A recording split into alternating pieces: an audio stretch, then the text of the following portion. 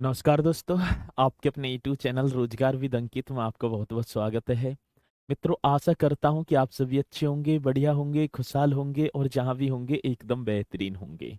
सुबह के बज चुके हैं 9 और आप सभी को पता है कि 9 बजे एक बहुत बेहतरीन हमारी पायलट और सेवक बैच में हिस्ट्री की क्लास स्टार्ट होती है, जैसे कि आप सभी करते भी हैं। बहुत बढ़िया तरीके से आप सभी के सभी एक एक क्वेश्चन को करते भी चल रहे हैं, ये तो मुझे पता है कि आप तैयारी में लग चुके हैं अब। ठीक है, तो बहुत बढ़िया अपना जो है प्यार बनाए रखना। आप जो है बहुत चलो ठीक है तो बाद में करूंगा। पहले मैं एक मेरा नाम बोल दूं, Ankit Yadav ji, good morning sir जी हमारे साथ हैं। पुष्पेंद्र कुमार जी हैं, दीपक कुमार भी हैं, अरविंद यादव हैं, आकाश पवन जो है अंचल या आंचल, आकाश निषाद जी, तो सभी हमारे साथ जुड़ चुके हैं। और मेरे प्यारो, आज जो हमारा टॉपिक होगा वो होगा महाजनपद का उदय। ठीक है ना, तो धीरे धीरे हम जो है बढ़ते चल रहे हैं। महाजनपद का उदय आपको हेडिंग डाल देनी है। हिस्ट्री जैसे कि चली रही है, क्लास आपकी हिस्ट्री की स्टार्ट होती है बहुत बढ़िया तरीके से।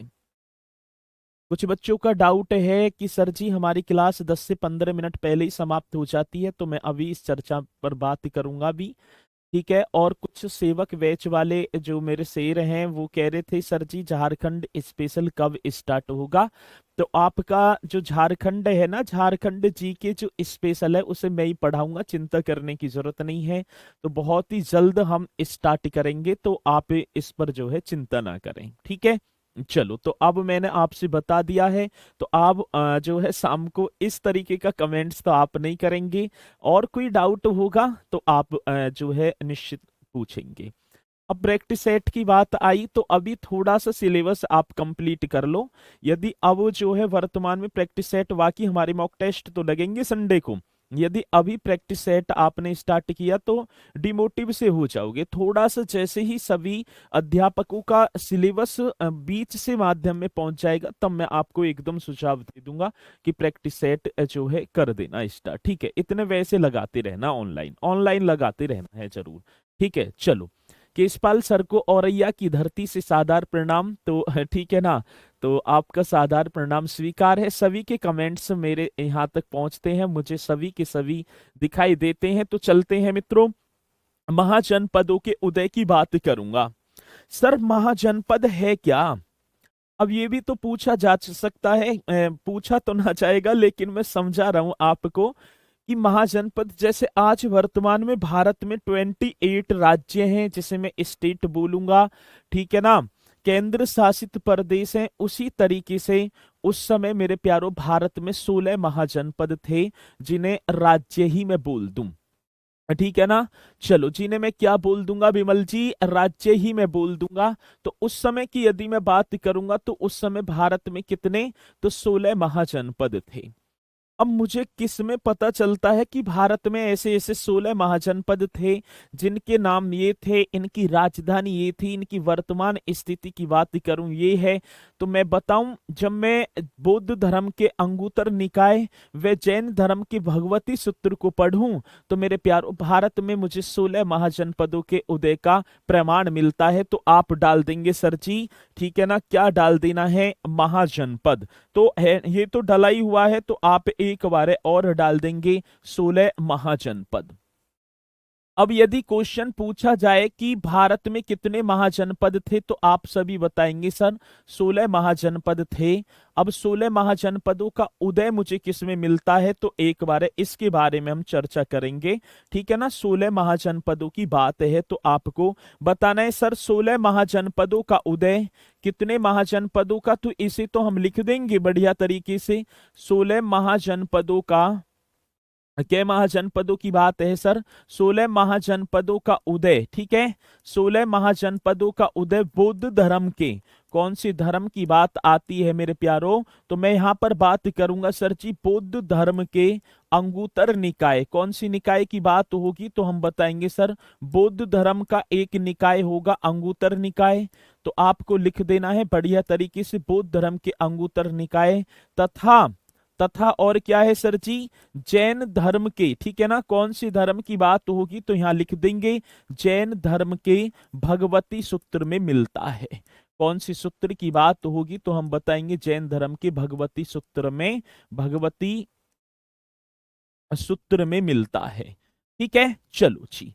अब क्वेश्चन तो बड़ा बेहतरीन बना और आपने बताया भी, ठीक है ना, मिलता है तो इस तरीके से आपको लिखना है। अब क्वेश्चन क्या होगा, परीक्षा में पूछ लिया जाए कि 16 महाजनपदों का उदय किस में मिलता है, तो बौद्ध धर्म का तो अंगुत्तर निकाय है, और जैन धर्म का क्या होगा सर जी, जैन धर्म का होगा कौन सा, भगवती सूत्र।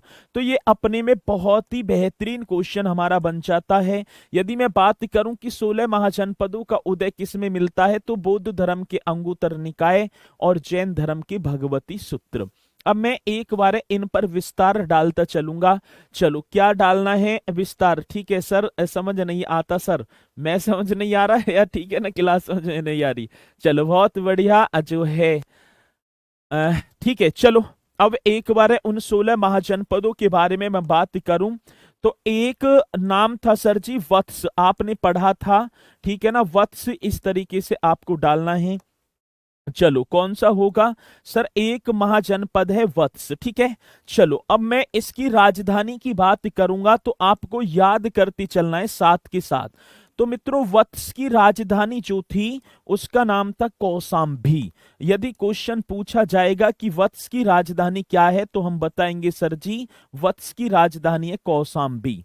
बड़ा सुंदर सा क्वेश्चन है, वत्स की राजधानी क्या होगी, तो आप बताएंगे सर जी वत्स की राजधानी थी कौसाम्बी। बड़ा बेहतरीन क्वेश्चन बन जाता है, ठीक है ना। अब क्या होगा, यदि मैं इस कौसाम्बी की, मतलब कि इस वत्स की मैं बात करूंगा, आज तो ये उत्तर प्रदेश में अलग कौसाम्बी जनपद है, उस समय इसकी मतलब कि वत्स की यदि मैं वर्तमान स्थिति की बात करूं कि ये जो वत्स है सर, इसकी वर्तमान स्थिति कहाँ थी, ये कौसाम्बी वगैरह जो है, तो ये तो सभी को पता है सर, ये उत्तर प्रदेश में है। लेकिन उत्तर प्रदेश का कौन सा जनपद था, तो हम बताएंगे सर जी प्रयागराज व बांदा जो जनपद होगा, वहां कवि वत्स की क्या थी मेरे प्यारो, वहां कवि वत्स महाजनपद हुआ करता था, जिसकी राजधानी क्या थी, तो सर हम बताएंगे कौसाम्बी थी। ठीक है, चलो आ रही है बात समझ में। तो आपको बताना है वर्तमान स्थिति प्रयागराज व बांदा में, जो वर्तमान देखूं तो वहां कवि वत्स महाजनपद था,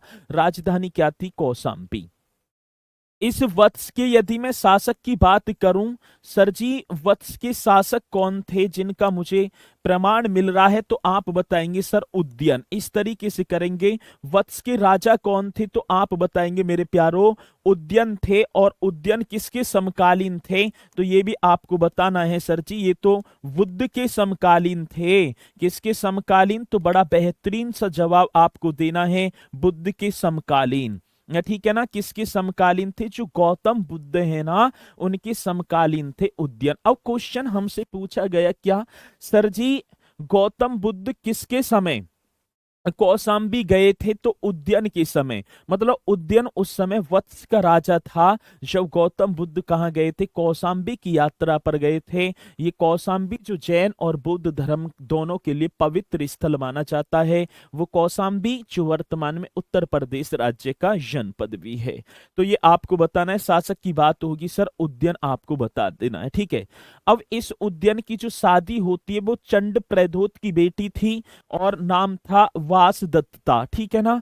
चलो यदि इतना तो डिटेल में ना पूछेगा तो आप नोट कर देना, चंड प्रद्योत की एक बेटी थी वासदत्ता के साथ इसकी क्या होती है सर जी, राजधानी, मतलब की शादी होती है, राजधानी कह रहा हूं, शादी। ठीक है, क्षेत्र आपको बताना है, ये जो क्षेत्र है ना, ये वत्स जो क्षेत्र था, तो क्वेश्चन पूछा जाता है तो आप बताएंगे सर जी गंगा और प्लस के यमुना कौन सी होगी, तो गंगा प्लस यमुना के जो निकट का जो क्षेत्र है वो कवि क्या कहलाता था, मतलब कि कहने का मतलब है गंगा प्लस यमुना के निकट में का ये क्षेत्र था जो वत्स, जिसकी राजधानी कौसाम्बी, वर्तमान स्थिति प्रयागराज व बांदा, शासक यहाँ के उद्यन थे जो गौतम बुद्ध के समकालीन थे। ये आपको डाल देना है। ठीक है, चलो यहाँ तक पॉइंट आपकी समझ में आया होगा। आ गया सर जी, ये पॉइंट आपकी समझ में आए? हाँ जी। मित्रों यदि मैं उल्लेख की बात करूंगा तो 7वीं सदी की बात होगी। कौन सी सदी की बात है तो बताएंगे सर जी 7वीं सदी में थानेश्वर के राजा थे हर्षवर्धन। नाम सुना होगा, 7वीं सदी की बात है। कहाँ के राजा थे सर जी? थानेश्वर के राजा थे। और राजा का नाम क्या था? हर्षवर्धन ने, ठीक है ना, अपनी एक दो रचना है प्रियदर्शिका और रत्नावली में भी, ठीक है ना, उद्यान का जिक्र किया है। ये क्वेश्चन भी मुझसे पूछा जाएगा तो आप बताएंगे, ठीक है ना। उल्लेख की बात होगी या वर्णन की बात होगी, हम बताएंगे 7वीं सदी मेरे प्यारों। कौन सी सदी या शताब्दी की बात है? तो 7वीं सदी में या शताब्दी में, ठीक है ना, थानेश्वर के राजा होंगे। कौन से राजा हैं तो आप बताएंगे सर थानेश्वर के राजा थे। और राजा का नाम क्या होगा सर? आप बताएंगे, ठीक है ना, हर्षवर्धन। ठीक है, कौन सी वर्धन है आप बताएंगे, आगे पढ़ते चलेंगे सर। हर्षवर्धन। तो 7वीं शताब्दी या सदी में थानेश्वर के राजा हर्षवर्धन ने, ठीक है ना, राजा हर्षवर्धन ने अपनी पुस्तक, ठीक है ना, अपनी पुस्तक, और पुस्तक का नाम क्या होगा तो हम बताएंगे, एक पुस्तक थी सर जी रत्नावली। कई बार पूछा गया है रत्नावली नामक पुस्तक की रचना किसने की है? हर्षवर्धन ने। वे क्या होगा सर जी? वे आप करेंगे प्रियदर्शिका, ठीक है ना, रत्नावली व प्रियदर्शिका, इस तरीके से लिख देना, बड़ा बेहतरीन क्वेश्चन बन जाएगा।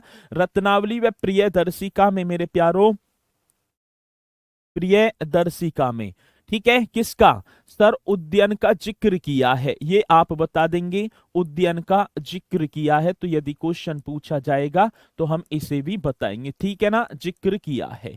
आ रही है बात समझ में? हाँ जी सर जी, ये आ रहे हैं पॉइंट हमारे समझ में। तो मुझे ज्यादा से ज्यादा, ठीक है, क्या करना है? जो पॉइंट यदि मैं बात करूंगा सर, आपको वत्स की राजधानी, वर्तमान इसकी अवस्थिति और क्षेत्र पूछा जाएगा किन नदियों पर, और जी के, ठीक है ना, गौतम बुद्ध किसके समय, ठीक है, कौशाम्बी की यात्रा पर गए। तो मैंने यहाँ पर आपको पूरा का पूरा प्रमाण लिख दिया है जो क्वेश्चन की दृष्टि से मोस्ट इम्पोर्टेंट होगा, और आप बताएंगे, ठीक है। सन्नी जो है कह रहे हैं सर जी आप थोड़ा सा फास्ट चल रहे हैं। चलो बहुत बढ़िया, चलो ठीक है, फास्ट ना चलूंगा तो फिर कोर्स पिछड़ जाएगा, फिर आप कहोगे सर जी कैसे कर रहे हो। ठीक है, चलो सेकंड की बात होगी, सेकंड की बात होगी तो आप डालेंगे सर असमक। एक महाजनपद था और महाजनपद का नाम क्या था? असमक, ठीक है ना। अब असमक की मैं राजधानी की बात करूंगा, क्योंकि राजधानी आपको कोडिंग डिकोडिंग में देखने को मिलेंगी। असमक की राजधानी क्या थी सर? पोटली, ठीक है ना, या प्रतिष्ठान भी हम बोलेंगे, ठीक है ना। क्या कर देंगे सर? इस तरीके से लिखेंगे पोटली, या क्या होगा सर जी? प्रतिष्ठान, इस तरीके से लिख देना है, प्रतिष्ठान। किसकी राजधानी? असमक। असमक की राजधानी पोटली, या क्या होगा मेरे प्यारो? प्रतिष्ठान हम बताएंगे, ये आपको बता देना है। और गोदावरी नदी का जो दक्षिणतम विस्तृत क्षेत्र है वहां पर ये असमक जो है अवस्थित था। यदि मैं इस क्षेत्र की बात करूं, ये जो असमक जो है, गोदावरी जो नदी होगी कौन सी सर जी? गोदावरी नदी का दक्षिण जो विस्तृत क्षेत्र है उसमें असमक पड़ता था। और इससे बहुत इंपोर्टेंट क्वेश्चन आपके सामने में अभी लिखूंगा। यदि मैं क्षेत्र की बात करूं तो आप बताएंगे सर क्षेत्र गोदावरी जो नदी है, कौन सी नदी की बात होगी मेरे प्यारो? हम बताएंगे गोदावरी नदी का, ठीक है ना, दक्षिण का विस्तृत क्षेत्र, गोदावरी नदी का दक्षिणतम, ठीक है ना, या दक्षिणी, इस तरीके से लिख देना है, विस्तृत क्षेत्र। मतलब कि कहने का मतलब है जो विस्तृत क्षेत्र, जो असमक जो है ना वो क्या है? गोदावरी नदी के दक्षिण में जो विस्तृत क्षेत्र था वहां पर असमक महाजनपद अवस्थित था। और मेरे प्यारों में बात करूंगा, एकमात्र महाजनपद था जो दक्षिण भारत में अवस्थित था। बड़ा बेहतरीन क्वेश्चन बनता है, तो आपको बताना है, ठीक है ना। क्या बताना है सर जी? दक्षिण भारत में अवस्थित एकमात्र महाजनपद। जैसे आप में बताएंगे 16 महाजनपद हैं, और इन 16 महाजनपद में से एकमात्र महाजनपद, यदि मैं इसके विशेष की बात करूंगा तो विशेष सर, इसमें विशेष की बात क्या आई है तो आप बताएंगे मेरे प्यारो? विशेष, हाँ, तो हम बताएंगे विशेष की यदि बात पूछी जाएगी तो आप बता देना मेरे प्यारो, दक्षिण भारत में अवस्थित। कौन सी भारत की बात है? तो हम लिखेंगे सर दक्षिण भारत में अवस्थित या स्थित, ठीक है ना, एकमात्र महाजनपद, स्थित एकमात्र महाजनपद। आप नाम बताएंगे सर जी, एकमात्र महाजनपद, महाजनपद का नाम होगा क्या? असमक। सबसे ज्यादा इंपोर्टेंट क्वेश्चन। अब ऐसी क्वेश्चन आएगा कि दक्षिण भारत में अवस्थित एकमात्र महाजनपद कौन सा है, तो आप बताएंगे भैया बहुत बढ़िया तरीके से, ठीक है ना। चलो, अब कॉल अटेंड नहीं कर रहे हैं दीपक राज जी की कमेंट से करो भाई। देखो वो क्या लिख रहे हैं दीपक राज जी। चलो ठीक है ना, तो अपना नंबर भी लिख देना, अभी जो है संपर्क हो जाएगा 10 मिनट के अंदर, ठीक है। दीपक राज जी जो कह रहे हैं कोर्स परचेज जो किया है, तकनीकी खराबी के कारण दूसरा कोर्स वाय हो गया, कॉल अटेंड नहीं कर पा रहे हैं, तो आप जो है ठीक है ना इसे करके और अपना नंबर भी लिख देना, ठीक है। चलो, तो गोदावरी नदी का दक्षिणी विस्तृत क्षेत्र आपको बताना है, तो ये होगा आपका असमक से यदि पूछा जाएगा। चलो, तीसरे की बात होगी सर जी, तीसरा आप करेंगे काशी। तीसरा महाजनपद यदि मैं बात करूंगा तो तीसरा महाजनपद कौन सा होगा, तो हम बताएंगे सर जी काशी होगा। और काशी की राजधानी मेरे प्यारों, बड़ा बेहतरीन क्वेश्चन बन जाता है, काशी की जो राजधानी है, आज तो काशी को ही वाराणसी कहा जाता है, सभी को पता भी होगा जो काशी है ना, तो काशी की राजधानी यदि मुझसे पूछा जाएगा तो मैं तो बताऊंगा सर वाराणसी है। और ये जो काशी जो उस समय की बात है, तो प्रयागराज के आसपास का जो क्षेत्र था मेरे प्यारो, किसके क्षेत्र की बात होगी, तो हम बताएंगे सर प्रयागराज, ठीक है ना भाई, इलाहाबाद का नाम बदल कर दिया ना, प्रयागराज के आसपास का जो क्षेत्र था, आप बताएंगे सर जी किसके क्षेत्र की बात है, प्रयागराज के आसपास का क्षेत्र क्या कहलाता था, तो हम बताएंगे प्रयागराज के आसपास का क्षेत्र काशी कहलाता था। और जिसकी राजधानी क्या थी, जो है वाराणसी, मतलब बनारस उस समय, लेकिन अब तो वाराणसी हम बोल देंगे ना। चलो, क्या थी सर जी? वाराणसी, ठीक। चलो, अब बात आएगी क्षेत्र की बात है, मतलब कि ये आसपास का क्षेत्र तो होगा। और मैं आपको बताऊं, ये जो वाराणसी है, वरुणा व अस्सी नदी, कौन सी है सर जी? वरुणा व अस्सी नदी के मध्य अवस्थित था ये वाराणसी, तभी तो नाम इसका वाराणसी पड़ा है। तो कौन सी, तो हम बताएंगे सर वरुणा व, या प्लस इस तरीके से करेंगे, अस्सी नदी, ठीक है। वाराणसी जो है वरुणा व अस्सी नदी के किनारे अवस्थित था।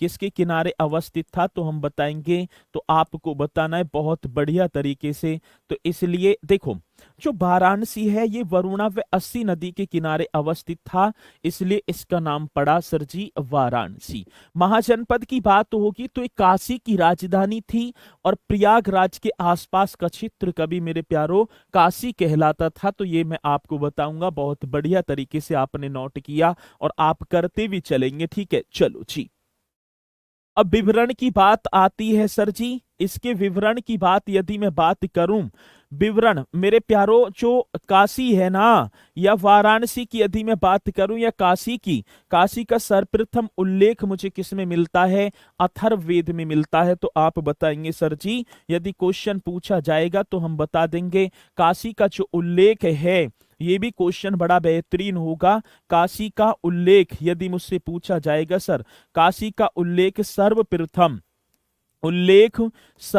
किस में मिलता है, तो आप बताएंगे काशी का उल्लेख सर्वप्रथम अथर्ववेद में मिलता है। कौन से वेद की बात कह दी है सर? अथर्ववेद में मिलता है। यदि क्वेश्चन आएगा तो मैं आपको जरूर बताऊंगा और आप भी जरूर बताना, ठीक है ना। चलो, तो काशी का उल्लेख सर्वप्रथम किस में मिलता है, तो सर जी अथर्ववेद में मिलता है। मैंने वेद पढ़ाए होंगे, वो वेद जो जादू टोना भूत प्रेत, ठीक है ना, ये जो भी है, तो किससे संबंधित हैं, तो सर जी अथर्ववेद में मिलते हैं। और इसी अथर्ववेद में काशी का सर्वप्रथम उल्लेख भी मिलता है। ये आपका क्या होगा सर जी? काशी होगा, आप करेंगे, ठीक है। चलो, यहां तक पॉइंट बढ़िया। आगे चलूं, बढ़ जाऊं भैया आगे, हाँ जी चलो। चौथे की बात होगी सर, चौथा महाजनपद होगा चेदी। आपने पढ़ा होगा, यदि मैं बात करूंगा, ठीक है, चेदी की बात होगी तो चौथा जो महाजनपद है तो आप बताएंगे सर जी चेदी, इस तरीके से लिखेंगे। अब चेदी की राजधानी, भाई राजधानी भी पूछी जाएगी, चेदी की राजधानी क्या है, तो सुक्तिमती। बड़ा बेहतरीन क्वेश्चन है, और ये जो राजधानी वगैरह है ना, ये आपके टर्न पर होनी चाहिए। अब पहले तो मैं चेदी की बात करूंगा, ये चेदी कहाँ अवस्थित है, तो बुंदेलखंड क्षेत्र में। सर जी इसकी वर्तमान अवस्थिति की यदि मैं मतलब कि उस समय और वर्तमान में भी यदि मैं बात करूं, ये जो चेदी है बुंदेलखंड, आपने पढ़ा होगा। कौन सी खंड की बात है सर जी, तो हम बताएंगे बुंदेलखंड। बुंदेलखंड जो क्षेत्र है वो कभी चेदी कहलाता था, और ये बुंदेलखंड किस में पड़ता है, उत्तर प्रदेश व मध्य प्रदेश में। मेरे प्यारो, उत्तर प्रदेश के 7 जनपद और मध्य प्रदेश के 5 जनपद इस बुंदेलखंड क्षेत्र में आते हैं। और इस बुंदेलखंड क्षेत्र जो था ये कभी चेदी महाजनपद हुआ करता था। क्या हुआ करता था सर जी, चेदी महाजनपद, जिसकी राजधानी की बात मैं करूंगा तो आप बताएंगे सर जी सुक्तिमती। कौन सी मती की बात होगी, तो मैं तो बताऊंगा सुक्तिमती इसकी राजधानी थी, ठीक है ना, क्या सुक्तिमती। आ रही है बात समझ में सभी के, हाँ सर जी सुक्तिमती किसकी राजधानी थी, चेदी की राजधानी थी, ठीक है। अब मैं यहाँ के शासक की बात करूं, यहाँ का शासक कौन था मेरे प्यारो, तो आप बताएंगे चेदी का जो शासक था वो था सर जी शिशुपाल। आपने पढ़ा होगा शिशुपाल, पढ़ा ना होगा तो लेकिन कथा वगैरह तो आपने सुनी होगी। वो शिशुपाल है जो भगवान श्री कृष्ण द्वारा सुदर्शन चक्र के द्वारा शिशुपाल का वध किया जाता है।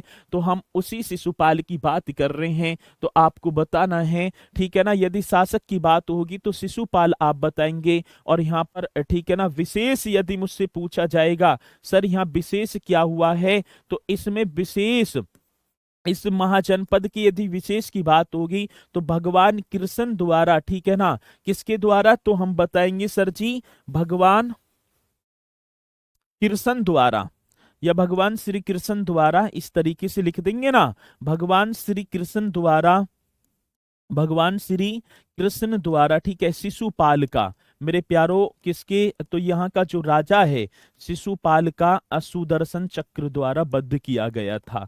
सुदर्शन चक्र आपने पढ़ा होगा बढ़िया तरीके से, सुदर्शन चक्र द्वारा, ठीक है ना, वध किया गया। तो ये आपने यहाँ ये जो है विशेष रहा है, वध मतलब मारना, वध किया गया। तो ये यहाँ का क्या रहा है सर जी, विशेष किया गया।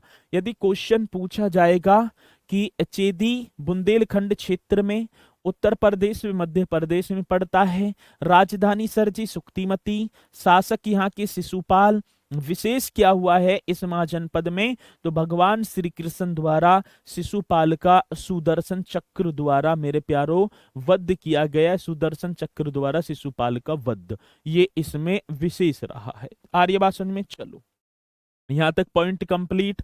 चलो नेक्स्ट आगे बढ़ू सर जी, हाँ 5वें पर आएंगे।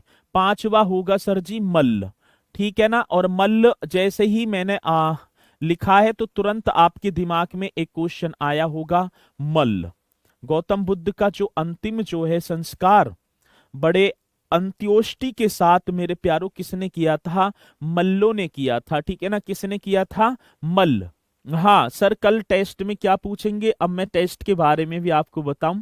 तो कल जो टेस्ट होगा वो होगा आपका बौद्ध धर्म, जैन धर्म और महाजनपद, ठीक है ना, जैन धर्म और बौद्ध धर्म ना। ऐसे करो आप जो टेस्ट में कर लो, जैन धर्म और बौद्ध धर्म दोनों धर्मों को बहुत बढ़िया तरीके से याद करना है। कल जो टेस्ट होगा सैटरडे में इसी टाइम, तो कल आपको करने हैं 2, एक तो जैन धर्म और एक आपको बौद्ध धर्म, ठीक है, दोनों के दोनों। चलो तो मल्ल, अब मल्ल की बात है मेरे प्यारों, तो मैं बात करूं आपका देवरिया, इसकी क्षेत्र की बात होगी। वर्तमान अवस्थिति की यदि मैं बात करूं सर जी वर्तमान, तो आपने पढ़ा होगा देवरिया, पढ़ा है सर जी, देवरिया पढ़ा है ना, हाँ देवरिया सर, ठीक है। कुशीनगर पढ़ा है सर जी, कुशीनगर भी पढ़ा है, ठीक है, चलो जी, वस्ती आपने पढ़ा होगा सर जी, वस्ती भी पढ़ा है। सिद्धार्थ नगर, ठीक है सर जी, ये सिद्धार्थ नगर भी हमने पढ़ा है। ठीक है ना, ये जो इनके आसपास का जो क्षेत्र था, मतलब ये जो क्षेत्र था ना, देवरिया, कुशीनगर, वस्ती, और इसमें गोरखपुर भी आ जाएगा क्योंकि रामगिराम था ना, गोरखपुर। ठीक है, क्या होगा सर जी, गोरखपुर, ये आपको बताना है। ये क्षेत्र जो था ये कभी मल्ल कहलाता था, मल्ल महाजनपद था सर। और जिसे मैं बोलूंगा मतलब कि राज्य ही बोल लेंगे। ठीक है, तो ये कभी क्या हुआ करता था, ये पूरा का पूरा क्षेत्र कभी मल्ल महाजनपद था, और जिसकी राजधानी की यदि मैं बात करूंगा, मल्ल की राजधानी कौन पहले बताएगा मुझे, ठीक है ना, तो कुशीनारा। अब वर्तमान में तो कुशीनगर का जो क्षेत्र है, मल की राजधानी क्या थी सर जी, कुशीनारा आपको बताना है, कुशीनारा।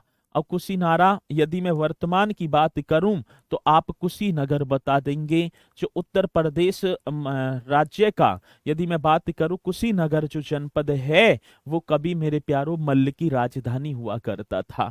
किसकी सर जी, मल्ल की राजधानी। ठीक है, ने पूछे जाते हैं क्वेश्चन, और जब पूछे जाएंगे तो आप निश्चित तौर पर बताएंगे। ठीक है ना, अब इसकी मतलब कि दो राजधानी हुई थी, एक कुशीनारा और एक थी सर जी पावापुरी। एक और बता देना है, पावा पुरी, दो राजधानी हुआ करती थी, पावापुरी भी इसकी ही राजधानी थी, पावापुरी बिहार में। अब कुशीनारा की यदि मैं बात करूं तो यही कोष्टक में लिख देंगे आगे सर जी, यहाँ क्या हुआ, तो गौतम बुद्ध का महापरिनिर्माण। अब कोई बताएगा मुझे महापरिनिर्माण किसे कहते हैं, गौतम बुद्ध का महापरिनिर्वाण। अभी मैं देखूंगा आपकी तरफ, कौन पहले बताएगा सर जी महापरिनिर्माण किसे कहते हैं, जल्दी से बताना है। ठीक है ना, कि महापरिनिर्माण किसे कहते हैं, स्पीड के साथ आप सभी को बताना है कि महापरिनिर्माण बौद्ध धर्म में किसे कहते हैं। पावापुरी की बात होगी, ये बिहार में ही पड़ता है, तो महावीर स्वामी जी का नाम सुना होगा आपने, कल ही मैंने कराया, महावीर स्वामी जी का यहाँ पर निर्वाण हुआ। महावीर स्वामी का क्या सर जी, निर्वाण। ठीक है ना, ये आपको बताना है, महावीर स्वामी का निर्माण। तो गौतम बुद्ध का महापरिनिर्माण कुशीनगर में, और पावापुरी में महावीर स्वामी का निर्माण, ये दोनों के दोनों मृत्यु। बहुत बढ़िया, ठीक है ना, चलो जी, पुष्पक कुमार जी ने बहुत बढ़िया बताया है सर, मृत्यु आप कर देना। ठीक है ना, तो दोनों, ठीक है, एक तो कौन है सर जी, कुशीनारा में तो कुशीनगर गौतम बुद्ध का महापरिनिर्माण, और पावापुरी में महावीर स्वामी का निर्माण होता है। होगा सर जी, ये राजधानी हुआ करती थी कभी मल्ल की। यहां तक पॉइंट आपके समझ में आया होगा। चलो जी, अब इसमें विशेष की बात होगी सर, यहाँ विशेष क्या है, तो मेरे प्यारो यदि मैं बात करूंगा, यहाँ था गणतंत्रात्मक शासन। कौन सा, यहाँ था गणतंत्रात्मक शासन प्रणाली। इस तरीके से आपको लिख देना है, गणतंत्रात्मक। अब कुछ कहेंगे सर जी, गणतंत्रात्मक शासन प्रणाली। आज भारत में यदि मैं बात करूं, भारत में कैसी जो है प्रणाली है, यदि मैं भारत की बात करूं तो आज वर्तमान में भारत में गणतंत्रात्मक शासन प्रणाली, डेमोक्रेसी है। ठीक है, सर्वोच्च सत्ता जो होती है भारत की जनता, भारत की जो जनता है उसके हाथों में निहित है। आप जिसे चाहेंगे उसे राजा बना देंगे, जिसे चाहेंगे उसे गद्दी से उतार देंगे। एक था राजतंत्रात्मक और एक है गणतंत्रात्मक। गणतंत्रात्मक में जनता के द्वारा चुना गया, और राजतंत्रात्मक में तो राजा का बेटा राजा, फिर राजा का बेटा राजा ना, फिर राजा का बेटा राजा, ऐसी बने आएंगी वो राजतंत्रात्मक। जैसे मैं देखूं मुगल साम्राज्य में मैं जाऊं, देखा होगा आपने, बाबर है, बाबर के बाद हुमायूं, अकबर, ठीक है ना, जहांगीर, शाहजहां, ऐसे ही आ रहे हैं, बेटा का बेटा, बेटा का बेटा, बेटा का बेटा, ऐसे बनते चल रहे आ रहे हैं। लेकिन डेमोक्रेसी जो गणतंत्रात्मक में इस सर्वोच्च सत्ता जनता के हाथों में निहित तो होती है, तो ये आपको बताना है। तो आ जाए कि मल्ल में कैसी मतलब कैसी शासन प्रणाली थी, तो गणतंत्रात्मक शासन प्रणाली थी। ये पॉइंट आपने पढ़ा। इसी के साथ अगला क्वेश्चन, मतलब छठा, कंबोज।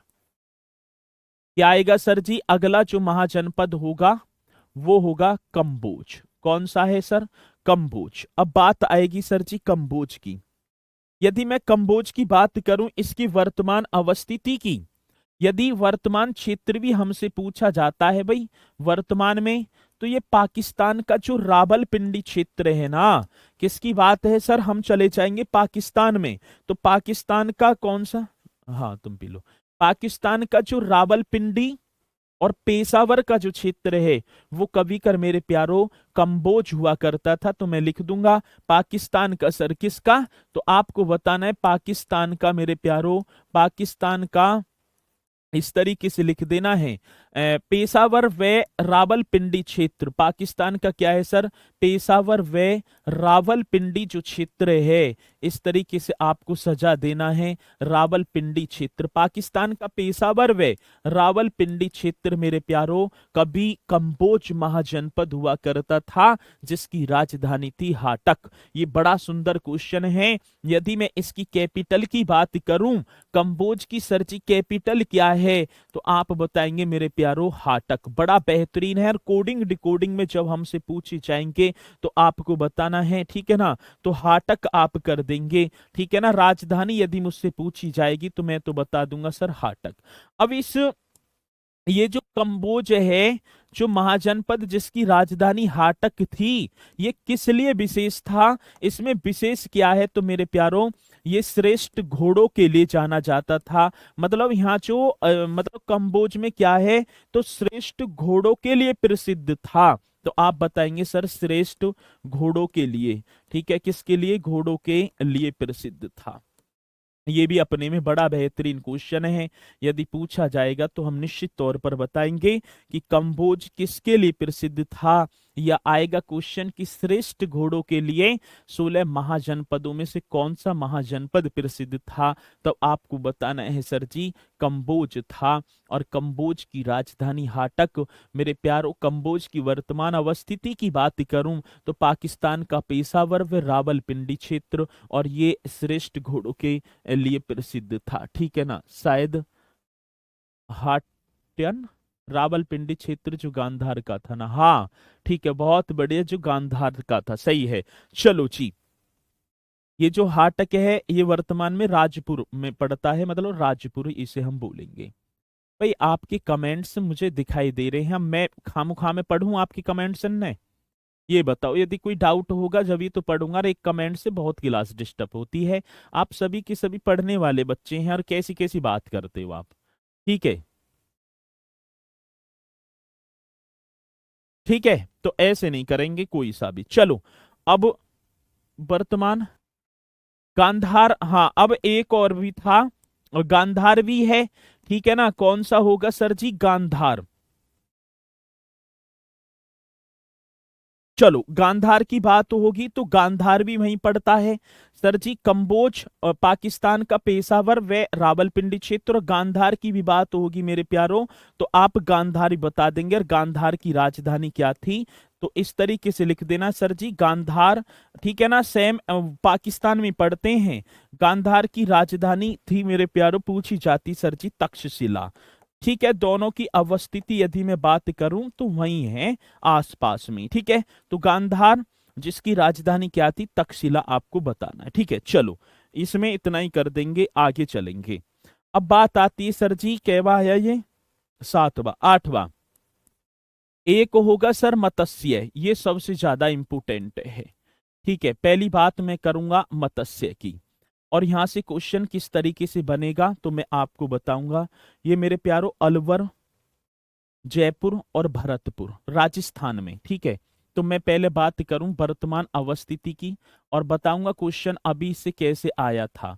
वर्तमान की बात करूंगा तो आप बताएंगे सर अलवर कर दूं, अलवर, हाँ जी अलवर कर दो, ठीक है? जयपुर भी कर दो सर जी। अभी क्वेश्चन क्या पूछा गया था कि निम्नलिखित में से कौन सा महाजनपद राजस्थान राज्य में अवस्थित है? यह था उस समय, तो जब बताना है मत्स्य। निम्नलिखित में से एकमात्र महाजनपद जो दक्षिण भारत में अवस्थित है, तब आपको बताना है सर जी ठीक है ना। तो इस तरीके का क्वेश्चन हमसे पूछा जाता है, तो आपको बताना है ये कहाँ अवस्थित है, राजस्थान में अवस्थित है। तो ये क्या होगा सर जी, अलवर, जयपुर, वे जो भरतपुर है ना, भरतपुर का जो क्षेत्र था मेरे प्यारो, भरतपुर, ये कहाँ, ये सर जी राजस्थान में पड़ता है। और राजस्थान यदि मैं बात करूं, एकमात्र महाजनपद होगा जिसका नाम होगा मत्स्य। ये कहाँ, राजस्थान में अवस्थित था। राजधानी पूछी गई सर जी मत्स्य की राजधानी, तो आप बताएंगे मेरे प्यारो विराटनगर। ये भी क्वेश्चन मुझसे पूछा जाएगा कि मत्स्य की राजधानी क्या है, तो मैं एकदम बताऊंगा कि सर जी विराटनगर आप बताएंगे। बड़ा बेहतरीन सा क्वेश्चन बन जाता है, क्या, विराटनगर। ये राजा जो विराट हुए हैं उनके द्वारा स्थापित था विराटनगर। किसकी राजधानी है, मत्स्य की राजधानी है। यदि मैं बात करूं, ये जो विराटनगर है, पांडवों ने जो 13 वर्ष हैं अपने वनवास के, ठीक है, बहुत बढ़िया संजय यादव जी, मैं अलवर से हूँ सर जी, बहुत बढ़िया, तो होगी मुलाकात आपसे बहुत बढ़िया तरीके से। चलो जी, सागर जी कह रहे हैं, आतिश सागर जी कह रहे सर मेरा कमेंट्स का जवाब क्यों नहीं देते हैं, तो आपका कमेंट्स बस यही यही आ रहा है, या कमेंट्स है तो वो जवाब है, तो बताओ किसका जवाब दूं।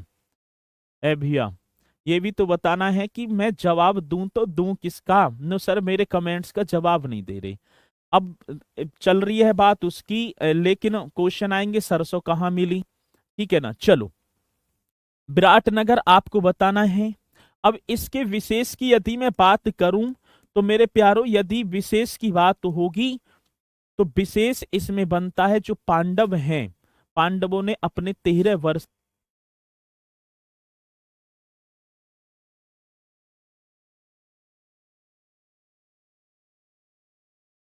किसकी बात है सर जी, बात होगी मेरे प्यारो, यदि पूछा जाएगा, हाँ, पांडवों ने अपने जो वनवास के 13 वर्ष कहां पर व्यतीत किए थे, तो इस मत्स्य और विराटनगर में।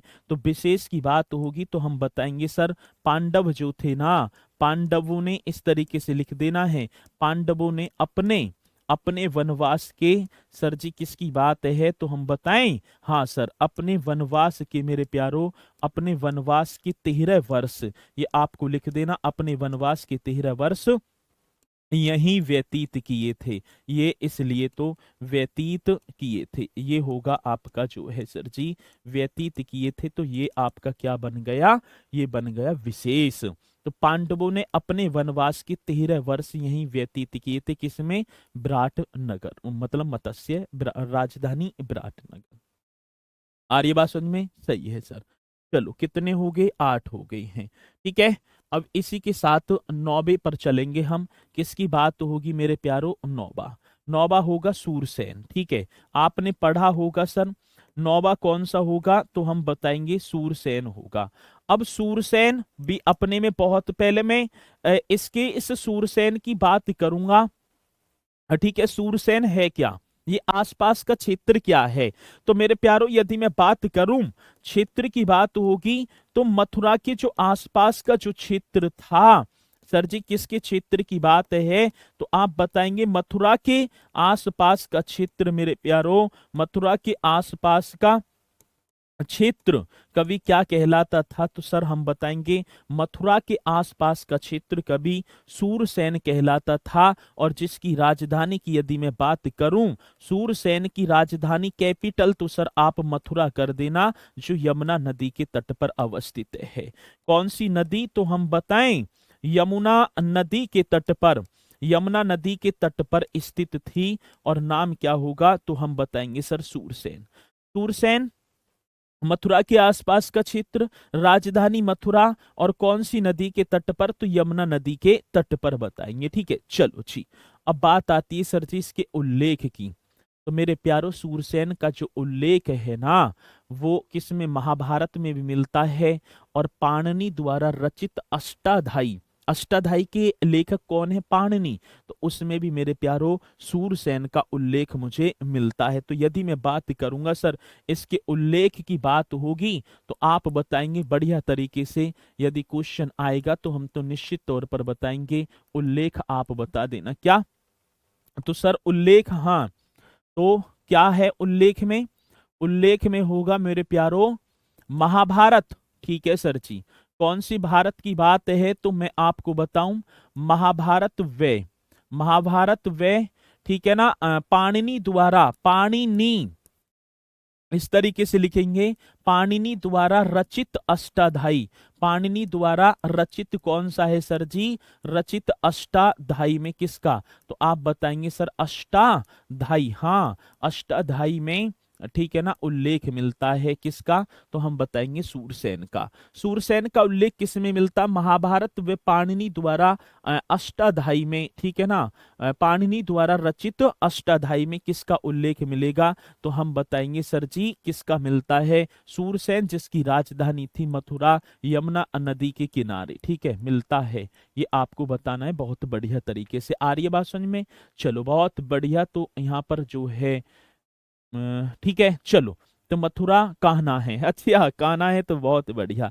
शासक की बात करूंगा तो मेरे प्यारो अवंती पुत्र भगवान श्री कृष्ण यदुवंशी यहाँ के कौन हुए हैं? तो सर जी शासक आप बताएंगे सूरसेन के राजा। तो आप बताएंगे यदि क्वेश्चन पूछा जाएगा तो सर जी यहाँ के शासक जो थे वो बताएंगे अवंती पुत्र, इस तरीके से लिख देंगे ना। कौन से पुत्र हैं सर जी? हम बताएंगे अवंती पुत्र भगवान श्री कृष्ण, इस तरीके से क्वेश्चन आता है। भगवान श्री कृष्ण यहाँ के कौन थे मेरे प्यारों? शासक हुआ करते थे, ठीक है ना। और भगवान श्री कृष्ण की बात करूं तो मैं आप बताएंगे सर जी ये तो यदुवंशी थे, ठीक है ना। चलो विशेष की बात होगी तो मेगास्थनीज की पुस्तक इंडिका में मेरे प्यारो सूरसेन का उल्लेख मिलता है, ठीक है ना। यदि विशेष, यदि मुझसे पूछा जाएगा विशेष क्या है, हाँ यदि विशेष पूछा जाएगा तो सर जी आप बताएंगे मेगास्थनीज ने अपनी पुस्तक इंडिका में सूरसेन का उल्लेख किया है। ये आप बताएंगे बढ़िया तरीके से, ठीक है ना। लीजिए मैंने क्लास परचेज की है। अच्छा चलो ठीक है, अब मैं बाद में बात करूंगा थोड़ा सा, ठीक है। चलो जी विशेष की बात तो होगी तो आप बताएंगे मेगास्थनीज ने, नाम सुना होगा सर आपने मेगास्थनीज ने, हाँ सर मेगास्थनीज ने अपनी पुस्तक, और पुस्तक का नाम क्या होगा? अपनी पुस्तक सर जी मेगास्थनीज ने अपनी पुस्तक इंडिका में, ये आपको बताना है, अपनी पुस्तक इंडिका में, इंडिका में सूरसेन का उल्लेख किया है। किसका सर जी? सूरसेन का उल्लेख किया है।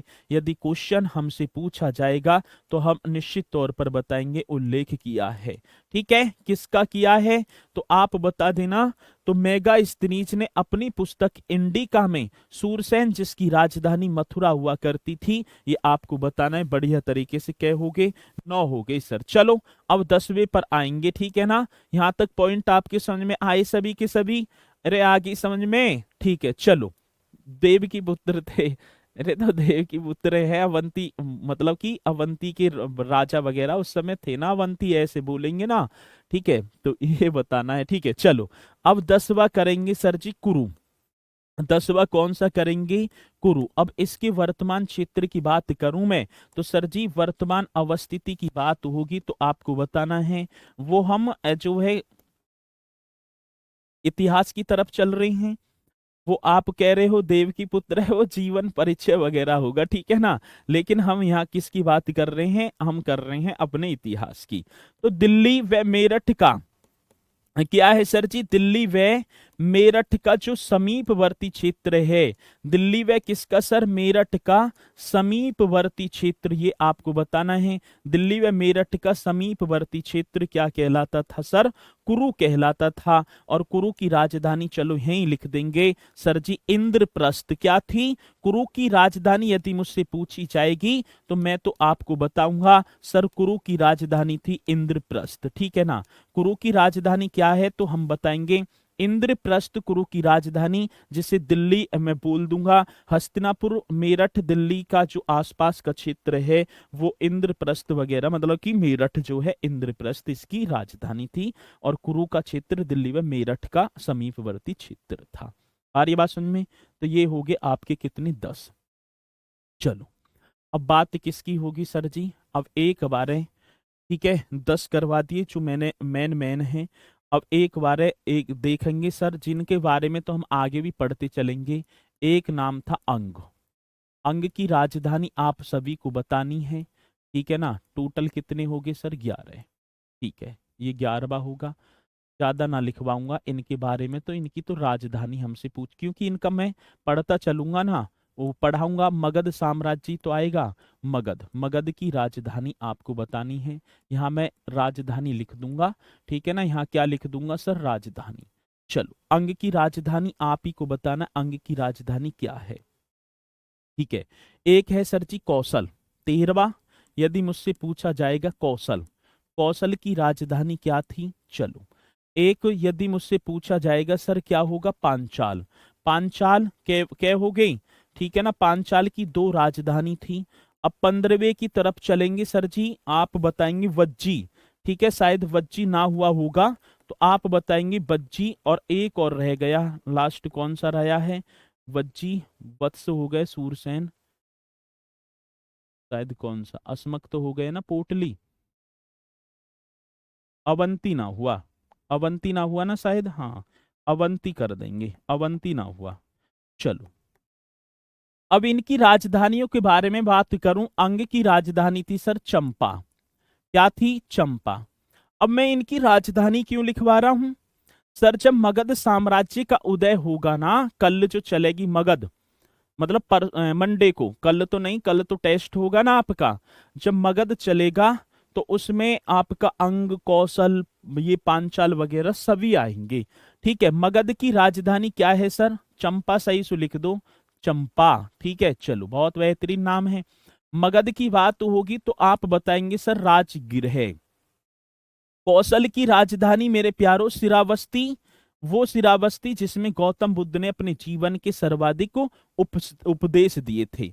पांचाल 2 हैं सर, एक तो उत्तरी पांचाल, ठीक है ना। कौन सी पांचाल की बात है? तो एक होगा उत्तरी पांचाल और एक होगा सर जी दक्षिणी पांचाल। एक तो कौन सी पांचाल की बात है यहाँ पर? एक तो उत्तरी पांचाल और एक दक्षिणी पांचाल।